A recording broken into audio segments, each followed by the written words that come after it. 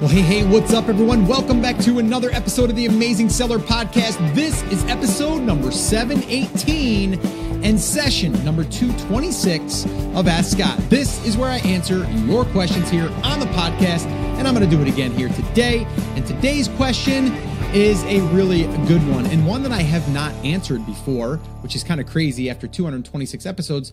Sometimes you answer a question, but just in a different way or a different angle. And today we're going to be talking about how do I get abandoned carts to buy my product? And if you don't know what an abandoned cart is, well, you are going to soon know what that is. Basically, in a nutshell, if someone lands on your website or you want them to do something, it doesn't even have to be a sale. In this case, it is they're abandoning the cart, but it can be if they land on a page where you want them to enter a contest and they leave. That's an abandonment, right? Like they leave. In this case, we're going to be talking about if you are running a Shopify store or any type of funnel and you get people to arrive at a page, they fill in part of the information and then they leave. We're going to talk about that and how you can follow up with those people. So this way here, you can potentially get them to buy or at least get them re-engaged. All right. So that's what we're going to be talking about. It's pretty important. Now, the other thing that I wanted to do here on this episode, because it is an Ask Scott session and I get to have a little fun here and talk about some things that I'm excited about and things that are on my mind. Well, something that is on my mind quite heavily these days is Brand Accelerator Live. And you've probably heard me talking a lot about it on every episode in the past, probably a month, because, well, it's front of mind. It's something that we are focusing on. We are excited about. Now, depending on when you're listening to this, if you're listening to this after September 19th, well, the event has ended and it's probably been amazing. And you're probably going to hear recaps and, all of that stuff, right? So right now, though, at the time of this airing, the event is still underway and we are getting ready. So speaking of that, I did have a big announcement that I wanted to share with you, and I do not want to forget this because it's pretty huge. And also I want to share a story with how this even happened. So here's the big announcement. I'll just kind of throw it out there. Jamie Masters, okay, who you've probably heard before on the podcast. And she was my first ever paid coach. Okay. And back about 5 years ago now, 4.5, 5 years ago, I forget now, when this podcast was just getting started. It's just about 4.5 years, I believe.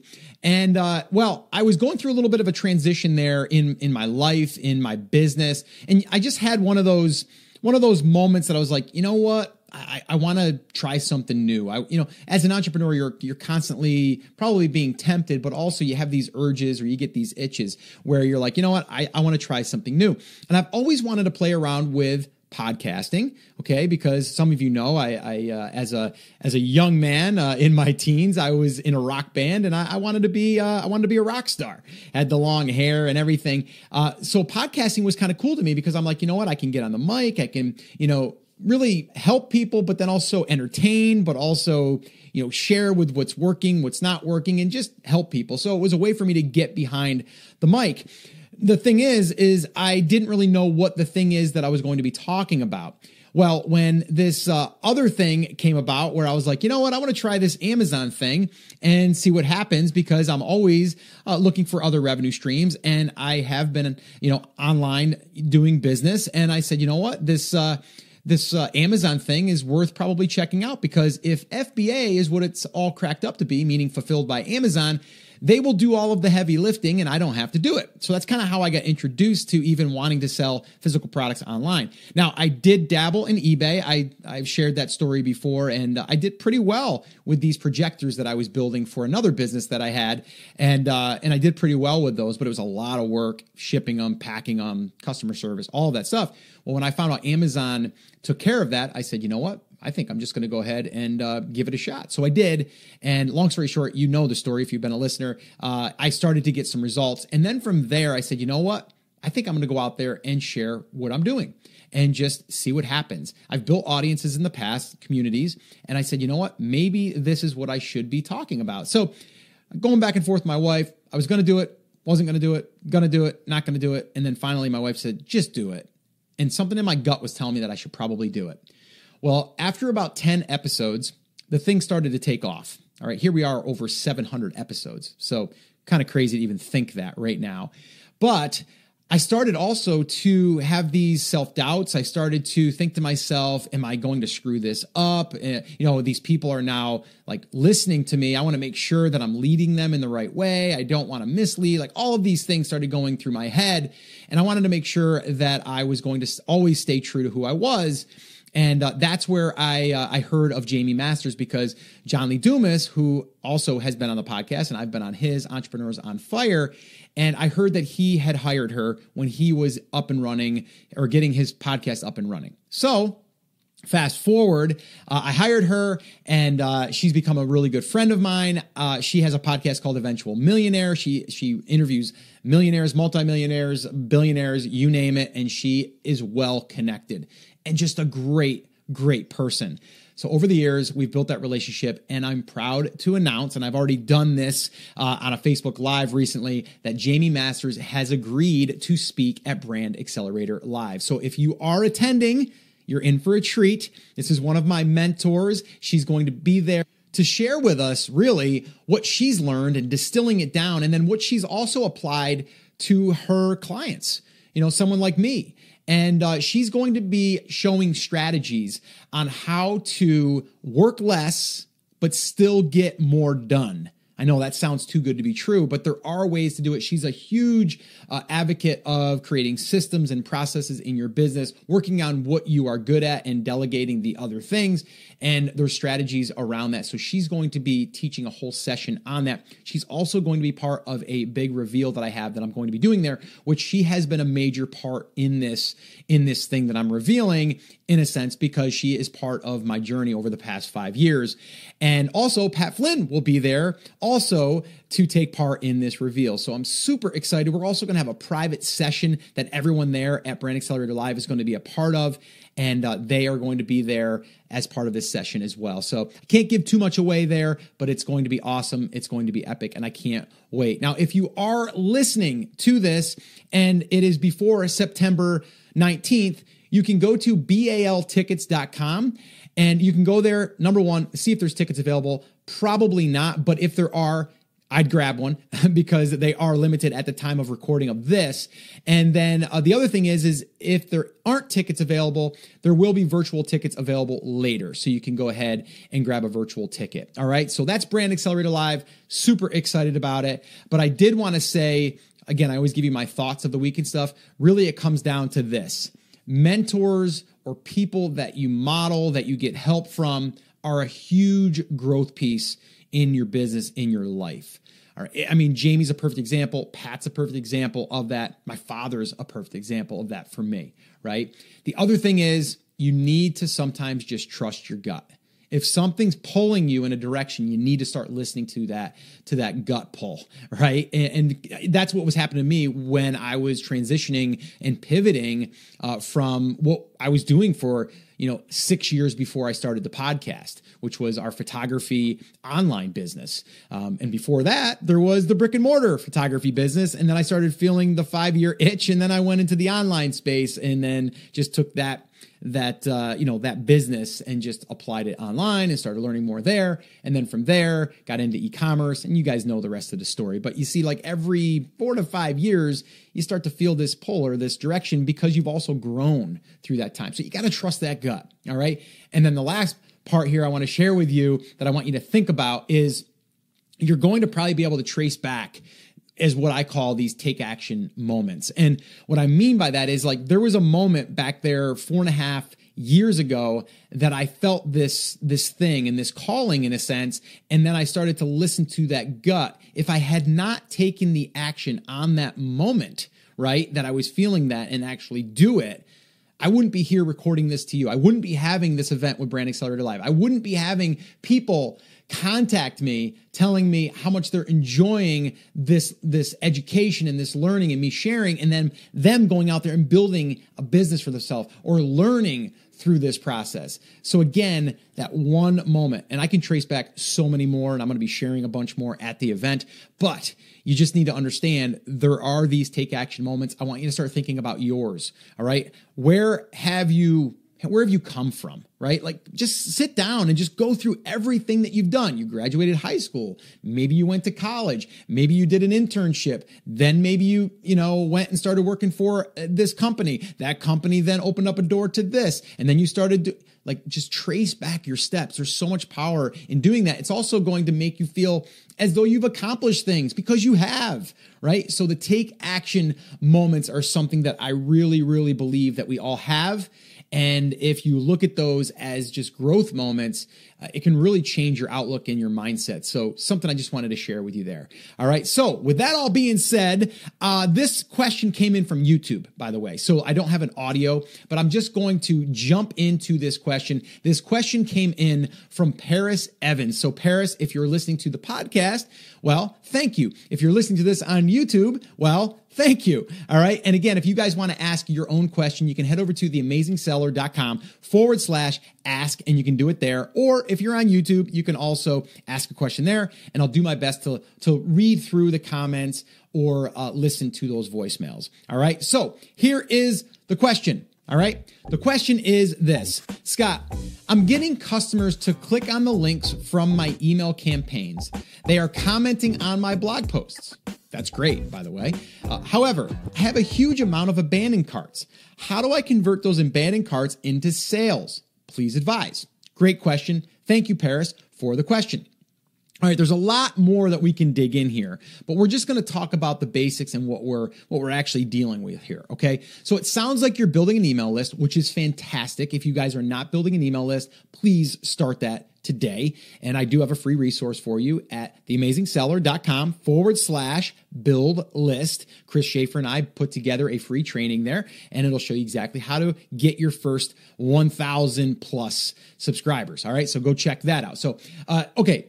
You have an email list, you're directing them to a blog post, which I love because the way that I look at it is we want to educate people. We want to solve a problem, entertain, whatever through email. Doing that on a blog post allows you to control that. But you also could send them over to your store. You can do that. But what's happening here is, and this is kind of what you're asking about, is you've had a huge amount of abandoned carts. That means that while they were on your blog, they decided to go to your store.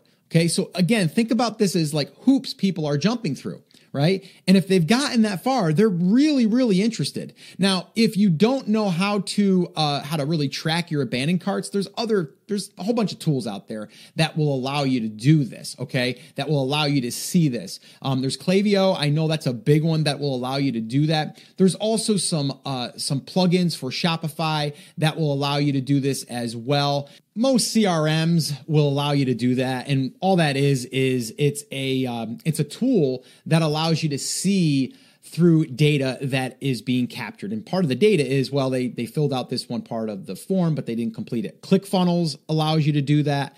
That's what we currently use for TAS. So if someone comes to Brand Accelerator Live, for example, and they fill out some of that information, but they go to the second step and they don't complete the checkout, you can see that in the back end of ClickFunnels. So depending on what you're using, you'll have more of a way to identify this, but let's just kind of put that to the side for a minute, because what you really need to understand is people either got to a certain part in this process and they got scared, nervous, or they got distracted. Right? Or they're just like not ready. They got to talk over with someone. So it depends on your price point. But if we're talking about a widget, it could be something they were getting ready to check out and they got a call, right? And they got distracted. So having a good follow-up sequence with this. So if someone actually does do that, does actually go through that far in the process and they do not finalize that sale, you can then trigger an email to be sent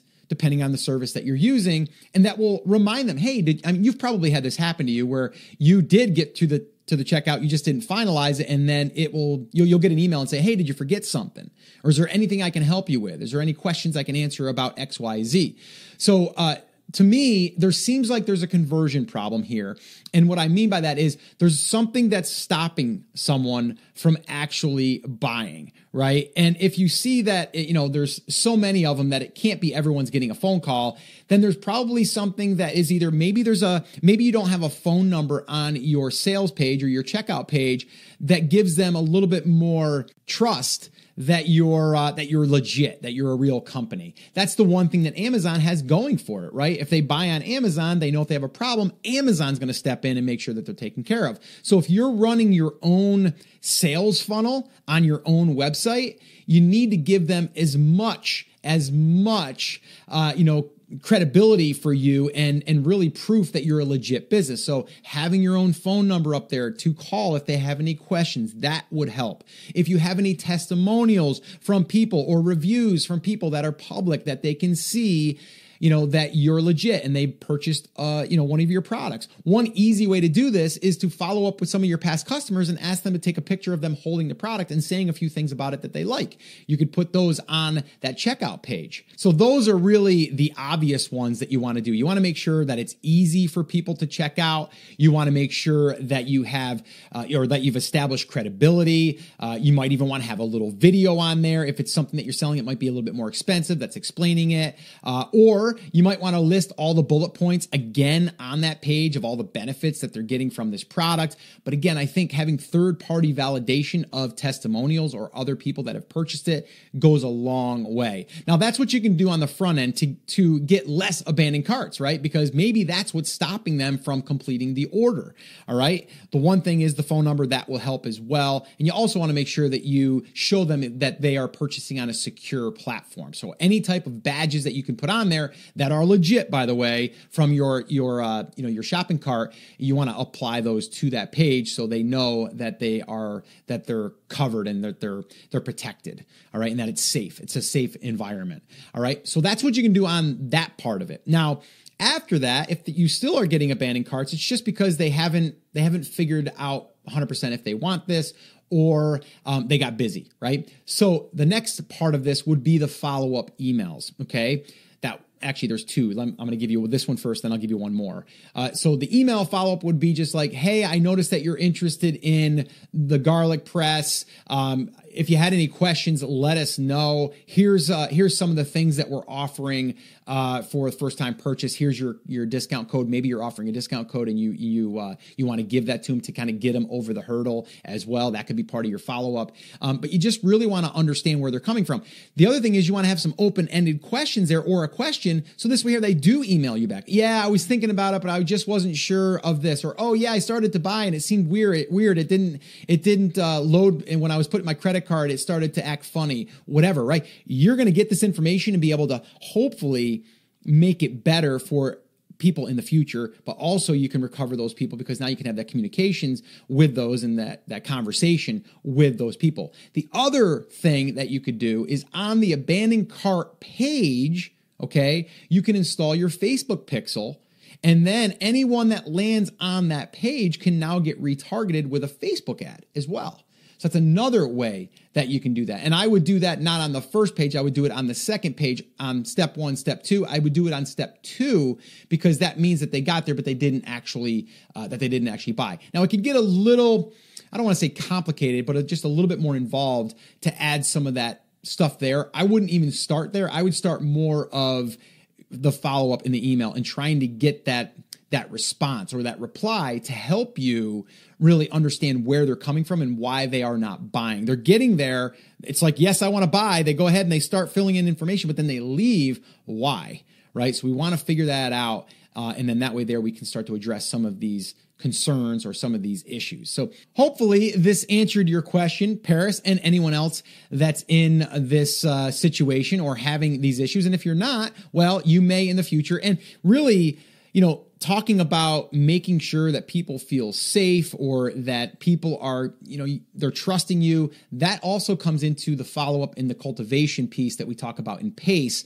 We want to get the attention, but then we want to build that relationship over time. So this way here, it's a no-brainer that they're going to trust you. So that may take a little bit of time, but that also comes into the email list building, the follow-up, and all of that stuff. So hopefully this helped you guys, but this does apply to other parts of the the process or even the sales flow. All right. So hopefully this helped you. And guys, if you have any questions that you want me to answer on an upcoming Ask Scott session, all you have to do is head over to theamazingseller.com/ask, and you can do it there. Or if you're on YouTube, you can do it there as well. And last little reminder here, Brand Accelerator Live is happening. If you're attending, I can't wait to see you. I can't wait for you to experience what we have planned for you. So much stuff. I can't even explain and express how excited I am to be there in Fort Worth, Texas in September. So it's just going to be amazing. So anyway, guys, have an awesome, amazing day. As always, remember, I'm here for you. I believe in you, and I am rooting for you. But you have to. Come on, say it with me. Say it loud. Say it proud. Take action. Have an awesome, amazing day, and I'll see you right back here on the next episode.